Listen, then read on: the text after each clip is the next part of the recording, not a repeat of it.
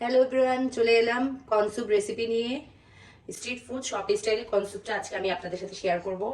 এখানে একটা breast piece আমি আগে থেকে সিদ্ধ করে নিয়েছি, সেই স্টকটাই এখানে দিয়ে দিয়েছি। একটু লবণ আর হাফ চামচ রসুন বাটা, হাফ চামচ আদা বাটা দিয়ে চিকেনটাকে সিদ্ধ করে নিয়েছি। এখানে 6 থেকে 7 বাটি কর্ন স্যুপ হবে। কিছুটা লেমন গ্রাস দিয়ে দিব। এটা দিয়ে 10 থেকে 15 মিনিট সিদ্ধ হবে। এটা যখন অ্যারোমাটা রিলিজ হয়ে আসবে, এরপর আমরা বাকি ইনগ্রিডিয়েন্টসগুলো দিয়ে দিব। স্বাদ মতো লবণ দিয়ে দিলাম। এগুলোকে দিয়ে 10 থেকে 15 মিনিট সিদ্ধ করে নেব। দুটো ডিম ফেটে নেব। বয়েল হয়ে গেছে। এখন আমি আগে থেকে দুটো ডিম ফেটে নিয়েছি, সেগুলোকে আস্তে আস্তে আমি একটু ছেড়ে দেব। আস্তে আস্তে একটু নেড়ে নেব। এখন আমি এখানে 3 টেবিল চামচ কর্নফ্লাওয়ার দিয়ে পানি দিয়ে গুলে নিয়েছি। এটাকে অল্প অল্প করে আস্তে আস্তে ঢেলে দেব। আর এটা ঠিকটা কেমন হবে সেটা অবশ্য যার যা নিজস্ব ব্যাপার। কেউ একটু ঘন বেশি খায়, যেহেতু আমরা সবসময় স্যুপটা বাসায় তৈরি করে থাকি না, যার জন্য আমরা ঠিক বুঝতে পারি না যে কতটুকু ঘনত্ব হলে ভালো হয়। তাই অল্প অল্প করে দিয়ে আমি স্যুপটাকে নেড়ে নেড়ে দেখে নেব যে কতটুকু পরিমাণে আমার লাগবে কর্নফ্লাওয়ারটা। আমি এরকম একটা ঘনত্ব তৈরি করব।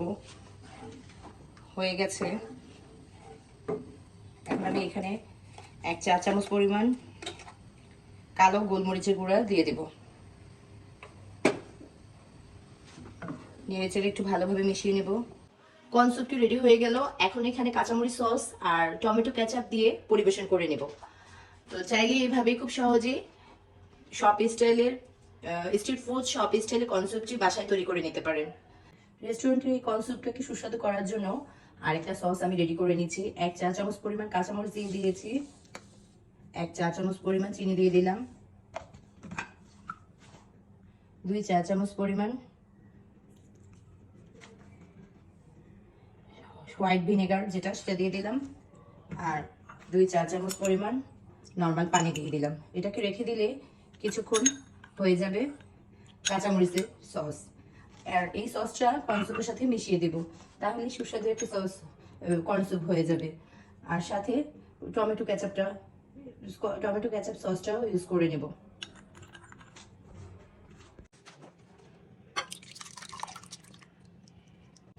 হয়ে গেল কর্ন স্যুপ রেডি। পরিবেশন করার আগে কাঁচামরিচ সসটা একটু দিয়ে নিব, আর হট টমেটো সস সেটা দিয়ে দেব। আজকের মতো এই পর্যন্ত। যদি ভালো লাগে আমার এই ভিডিওটি, তাহলে অবশ্যই লাইক, কমেন্ট, শেয়ার করবেন।